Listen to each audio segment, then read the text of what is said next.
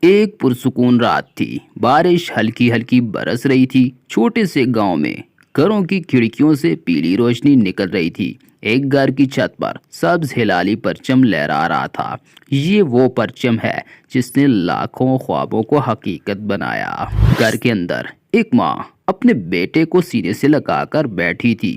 کمرہ گرم اور آرام دہ تھا۔ فرش پر پرانا قالین اور تکیے رکھے تھے۔ ماں کے دل میں یادوں کا سمندر تھا اور بیٹے کی آنکھوں میں سوال۔ بیٹے نے معصومیت سے پوچھا، امی یہ پرچم اتنا خاص کیوں ہے؟ ماں نے مسکرا کر کہا، بیٹا یہ پرچم ہمیں آزادی کی یاد دلاتا ہے اور ان لوگوں کی بھی جنہوں نے ہمارے لیے سب کچھ قربان کر دیا۔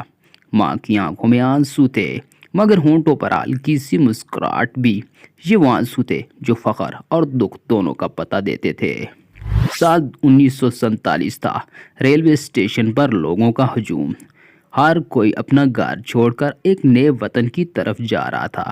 ان کے دل میں خوف بھی تھا مگر امید بھی۔ ایک بہادر نوجوان گرد اور دھواں میں عورتوں اور بچوں کی حفاظت کر رہا تھا۔ اس کی آنکھوں میں ایک ہی بات لکھی تھی، میرا وطن محفوظ رہے گا۔ ایک بوڑھی عورت جلے ہوئے گھر کے سامنے کھڑی تھی۔ اس نے سب کچھ کھو دیا تھا مگر اپنے پرچم کو سینے سے لگا رکھا تھا کیونکہ یہ پرچم اس کی امید تھا۔ کسی کی ماں اپنے شہید بیٹے کے لیے رو رہی تھی۔ کسی کا بچہ کیمپ میں اکیلا بیٹھا تھا۔ کوئی بوڑھے کو پانی پلا رہا تھا۔ یہ سب قربانیاں اس آزادی کے لیے تھیں۔ آج وہی ماں اپنے بیٹے کے ساتھ کھڑکی سے باہر دیکھ رہی تھی۔ پرچم ہوا میں لہرا رہا ہے۔ بیٹے کے دل میں فخر جاگ رہا ہے اور چہرے پر مسکراہٹ۔